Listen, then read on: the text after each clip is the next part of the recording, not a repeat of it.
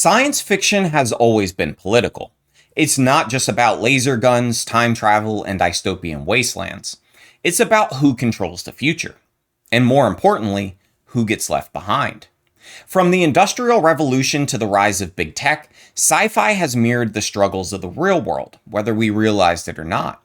Behind every space opera, every cyberpunk neon jungle, every dystopian nightmare, there's a hidden story, one about class, labor, and power. Jules Verne's 20,000 Leagues Under the Sea is not just a deep-sea adventure. It's about wealth, empire, and what happens when a man like Captain Nemo tries to escape capitalism, only to recreate it beneath the waves. The Matrix? Not just cool trench coats and bullet dodging. It's a cyber Marxist fever dream about the illusion of freedom in a world controlled by corporations. Sci-fi doesn't predict the future. It deconstructs the present. It holds a funhouse mirror up to capitalism, showing us its contradictions, its failures, and sometimes, just sometimes, a way out. So let's talk about it. Let's talk about why science fiction is one of the most powerful lenses for understanding Marxist critiques of capitalism, and why that matters more now than ever. Alright, let's talk about Captain Nemo. Jules Verne's 20,000 Leagues Under the Sea is often remembered as a grand adventure novel, a tale of wonder, exploration, and the uncharted depths of the ocean. But beneath its surface, much like the Nautilus itself, there's something much more radical happening. Captain Nemo is not just a genius inventor or a bold explorer. He's a man who has rejected capitalism, empire, and the exploitation of labor. And yet, he cannot fully escape them. Now, was Verne a socialist? No. Verne was a scientific optimist fascinated by technological progress and exploration. He wasn't writing socialist manifestos, and he never explicitly framed 20,000 Leagues Under the Sea as a critique of capitalism. But that doesn't mean the critique isn't there. Science fiction is bigger than its author's intentions. No matter what Verne personally believed, 20,000 Leagues reflects the contradictions of capitalism in a way that Marxist analysis can't ignore. Nemo's story, his attempt to reject the system only to remain bound to it, perfectly encapsulates the inescapable grip of capitalism. So whether Verne meant to or not, 20,000 Leagues reveals an essential truth. There is no escape from capitalism, only struggle against it. When we first meet Nemo, we're told that he is a man who has severed all ties with humanity. He answers to no nation, serves no king, and refuses to participate in the global economy. He pilots the Nautilus, a submarine of unimaginable power, and sustains himself entirely from the sea. Nemo sees himself as free, a man who has escaped the exploitative machine of capitalism and built a new world outside of it. And in a way, that sounds utopian, right? A world without bosses, without banks, without nations drawing lines on a map and sending young men to die for their interests. The Nautilus should be an escape from all of that. But here's the problem.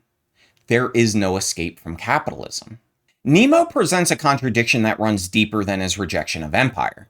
His submarine appears to be a defiant break from the global economic system, a self-sustaining world free from nations, borders, and financial markets. And yet his very existence, the power and autonomy he wields, depends entirely on the mechanisms of capitalism itself. The Nautilus is not just a ship. It's a model of liquid capital in its purest form, a technological marvel that evades regulation, operates beyond legal oversight, and moves freely across the globe, extracting wealth without being bound to any single place. Nemo's wealth does not come from productive labor or communal exchange. It comes from salvaging the remnants of colonial plunder. Just as today's multinational corporations thrive on offshore accounts, tax havens, and deregulated trade, the Nautilus embodies a kind of untethered financial power that is both unrestricted and unaccountable. Verne describes how Nemo assembled his submarine using parts manufactured in Britain, France, and the United States, the dominant industrial powers of the time. This mirrors modern supply chains where corporations outsource production across multiple countries, assembling their products in hidden locations before introducing them to the world as independent, self-sufficient entities. The Nautilus may roam the seas beyond any nation's control, but its very existence is an extension of the global capitalist infrastructure that Nemo supposedly rejects. This is the true paradox of Nemo. His rebellion does not free him from capitalism. It transforms him into one of the most efficient agents. He embodies the fantasy of economic escape, but his methods, the wealth accumulation, technological secrecy, and the exploitation of resources, are indistinguishable from the system he claims to oppose. His life is one of defiance, but also one of complicity. Science fiction frequently explores the idea of escaping capitalism, but as Verne's novel suggests, escape is often just another form of participation. The Nautilus is more than a submarine. It's a floating economy, an autonomous machine of circulation, a capitalist structure disguised as resistance. It does not break the cycle of exploitation. It merely operates on its own terms. And here's where we zoom out. This is not just a story about one man in a submarine. It's a story about the failure of individual escape. Nemo represents a fantasy, the dream of severing oneself from capitalism and living outside of its grasp. But in reality, there is no outside. Even the most self-sufficient communities today depend on supply chains, technology, and industries rooted in global capitalism. This is why science fiction is so powerful. It allows us to see the hidden mechanisms of our world. Verne may not have been a Marxist, but 20,000 Leagues is a Marxist text in the sense that it exposes the contradictions of its time. It shows us how wealth is generated, how technology is distributed, and how even the most radical rebels are shaped by the forces they claim to oppose. And yet, there's something deeply compelling about Nemo's dream. He may not have fully escaped capitalism, but he's fighting against it in the only way he knows how. And that fight, the struggle against a system that seems all-encompassing, is what makes science fiction such an essential genre for understanding Marxist critique. Because if we can see the system clearly, we can start imagining something different. But before we talk about imagining new worlds, we need to talk about a world that already exists. Just isn't quite real. Let's talk about The Matrix. You already know the iconic scenes: Neo dodging bullets in slow motion, red pills versus blue pills, agents in suits enforcing the system's will. But here's the real question. What exactly is The Matrix? It's not just a virtual reality simulation. It's capitalism itself. It's the system that tells you to get up, go to work, follow the rules, and never question why things are the way they are. It's the invisible structure that shapes your reality so completely that you don't even realize you're trapped inside it. And just like capitalism, the Matrix doesn't need to chain you down to control you. It just needs you to believe in it. And if you don't believe me, let's take a look. At its core, The Matrix is a story about false consciousness, a term from Marxist theory that describes how people under capitalism are tricked into accepting their oppression as natural and inevitable. The people trapped inside the Matrix live their lives like we do. They work, they eat, and they sleep. They don't see the system that exploits them. Just like workers under capitalism don't see the forces that determine their wages, their opportunities, and their futures. And the best part? The system doesn't need to use brute force to keep them compliant.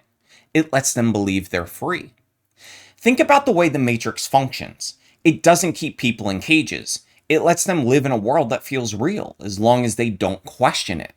It's the same way capitalism keeps people docile, not by directly oppressing them 24/7, but by feeding them just enough comfort, just enough entertainment, just enough consumer choice to keep them from realizing the truth. Because the moment you start asking the real questions about labor, about wealth distribution, about who profits from your work, that's when the system sees you as a threat. One of the most overlooked aspects of The Matrix is its deliberate erasure of specificity. The city in The Matrix has no name, no landmarks, no identifiable culture. It was filmed in Sydney, but its identity was stripped away. It's a perfect reflection of global capitalism, which seeks to create interchangeable, market-friendly urban spaces. This is capitalism's dream city. Placeless, timeless, a landscape where everything can be bought, sold, and reproduced infinitely. The goal of global capitalism is not diversity, but uniformity. A world where every city, every street, every marketplace feels the same. The Matrix doesn't just simulate reality. It reproduces class structure in a way that reflects capitalism's deep entrenchment in spatial organization. The digital world of The Matrix itself is a seamless, controlled environment, where people live out their lives unaware of the forces shaping them. It's a corporate managed reality, an illusion of freedom that masks the rigid social order beneath the surface. But step outside this illusion, and the hierarchy becomes clear. Zion, the last bastion of human resistance, exists underground, hidden, contained, and separate from the gleaming artificial cityscape above. This isn't just a practical choice for the narrative, it's a reflection of how class has been depicted in science fiction for over a century. The Matrix follows a long tradition of vertical class stratification, where capitalism doesn't just divide people, it arranges them in space. The privileged, they live above in sleek modern structures maintained by invisible labor, while the poor, the exploited, and the rebels are forced into the depths, hidden beneath the surface of the world they once inhabited. This spatial hierarchy echoes H.G. Wells's The Time Machine, where the Eloi, the soft, passive, and oblivious, live in a utopian paradise above, while the Morlocks, the industrial laborers twisted by generations of exploitation, dwell in the darkness below. The same theme appears in the 1927 film Metropolis, where the ruling class lives in magnificent towers, while workers toil beneath the earth, unseen and expendable. Cyberpunk fiction like Richard K. Morgan's Altered Carbon takes the division into the neon-lit future, where the wealthy occupy towering skyscrapers, safe from the sprawling slums below. For an even more modern reference, Hugh Howey's Silo series sees the underground silo as a model of class oppression, where the working class toil in the lowest levels of the bunker, while administrators and politicians live closest to the surface. The Matrix replicates this same logic. The rich and complacent remain on the surface, sustained by a digital illusion of freedom. The rebels, those who see through the system, they're forced underground, struggling to survive on the margins. Even in a world where capitalism has supposedly been rejected, its influence still dictates the structure of resistance itself. Zion is not a liberated space. It's a designated opposition zone, an escape valve for discontent tolerated so long as it remains below. This is one of the Matrix's most unsettling ideas. Even in Rebellion, the system still exerts control. The spatial division of power is not accidental. It is a fundamental feature of capitalism's ability to reproduce itself. The Matrix does not just predict a dystopian future. It reveals how deeply capitalism organizes space, power, and the resistance in ways we rarely question. Now here's where it gets even deeper. The Matrix doesn't just control people, it commodifies their resistance. Think about Cypher, the character who betrays the rebels. He understands the Matrix isn't real, but he doesn't care. He wants to go back inside because reality is too hard. He wants to forget. And this is something capitalism is really good at. It doesn't just crush rebellion, it sells it back to you. Take the red pill metaphor, for example. When the Wachowskis made The Matrix, the red pill symbolized radical truth, waking up to the oppressive structures that rule your life.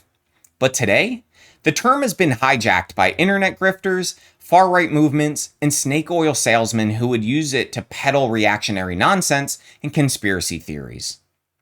Capitalism absorbs rebellion and turns it into a brand. It takes punk rock and sells it at Hot Topic. It takes anti-corporate films and turns them into IP franchises. It turns the tools of resistance into consumer products so that even when you think you're resisting the system, you're still participating in it. And that's exactly what the Matrix does. Even the rebels, for all their radicalism, still use the system's tools to fight the system. They jack into the Matrix to recruit people, to train, and to battle the agents. They're still plugged in. They just think they're in control. Sound familiar? Well, it should, because it's what late capitalism does to us all. You can buy all the eco-friendly products you want, but you're still feeding the machine. You can critique capitalism all day long on YouTube, but the moment you log in, you're generating profit for the platform. Even acts of defiance are recuperated, folded back into the system, stripped of their radical edge, and sold as lifestyle choices. And the Matrix knows this. The most terrifying moment in The Matrix Reloaded comes when Neo meets the Architect, the cold, calculating AI that created the Matrix. And what does the Architect tell him? That this isn't the first time the Matrix has been destroyed. that the system expects resistance, that in every iteration of the Matrix, a group of rebels has always emerged, thinking they are breaking free, only for the architect to design the rebellion into the system itself. This is the perfect allegory for capitalism. Every time people think they figured out a way to overthrow the system, capitalism finds a way to adapt, absorb, and evolve.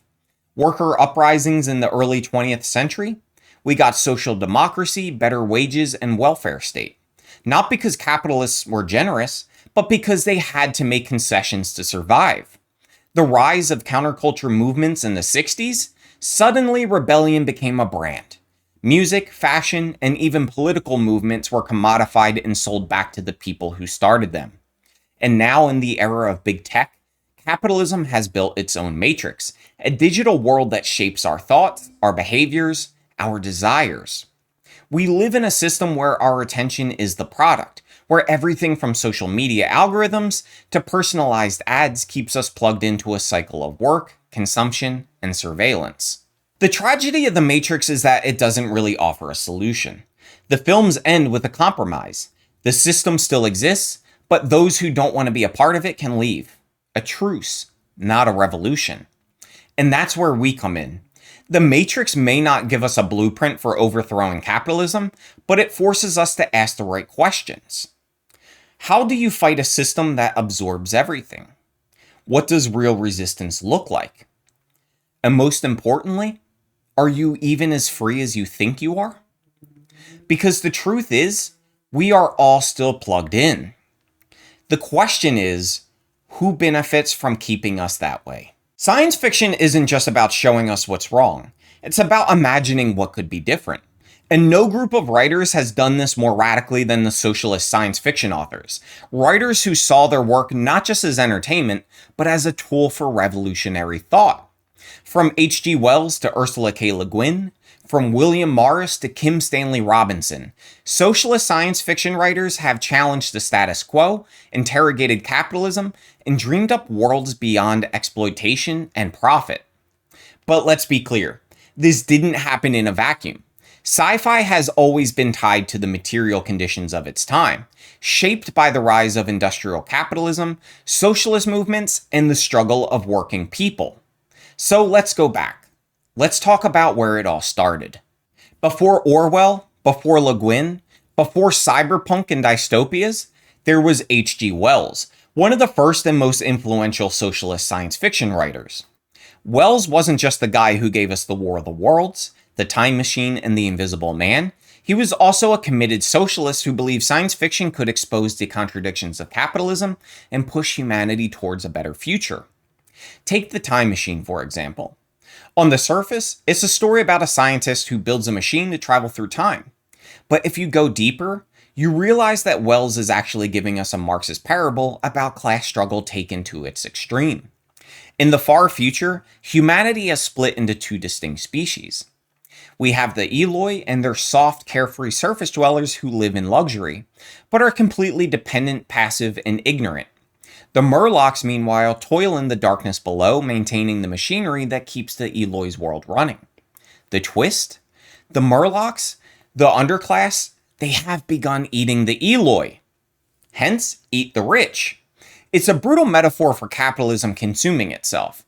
The ruling class, once dominant, has decayed into uselessness, while the working class, exploited and dehumanized for generations, has become monstrous in response. Wells is saying, if capitalism keeps going the way it's going, this is where we end up. And this wasn't a one-off. Wells wrote entire utopian novels like A Modern Utopia in 1905 and Men Like Gods in 1923. And in them, he imagined egalitarian socialist futures, societies that had transcended capitalism entirely. He saw sci-fi not just as storytelling, but as a blueprint for what could come next. But if Wells was focused on the future, William Morris was focused on the past. Morris was a 19th century socialist, artist, and writer who was one of the first to use science fiction as a weapon against capitalism. His 1890 novel, News from Nowhere, is pure utopian socialism, a radical response to industrial capitalism's dehumanization of labor. In News from Nowhere, a man wakes up in a future where capitalism has been abolished. Factories have been replaced with small workshops. Cities have turned into lush gardens. Money doesn't exist, and people work not out of necessity, but for the sheer joy of creation.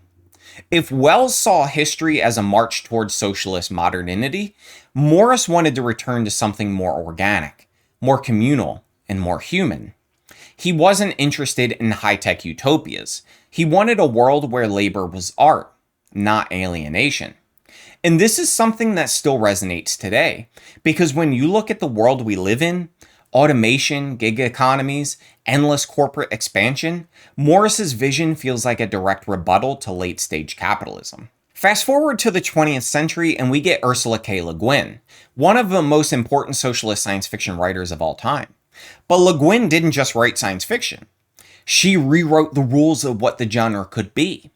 Where Wells and Morris gave us grand ideological statements, Le Guin gave us deeply human stories with intimate psychological explorations of politics, gender, and power. And nowhere is this clearer than in 1974's The Dispossessed. This novel is pure anarchist science fiction. It tells the story of two worlds.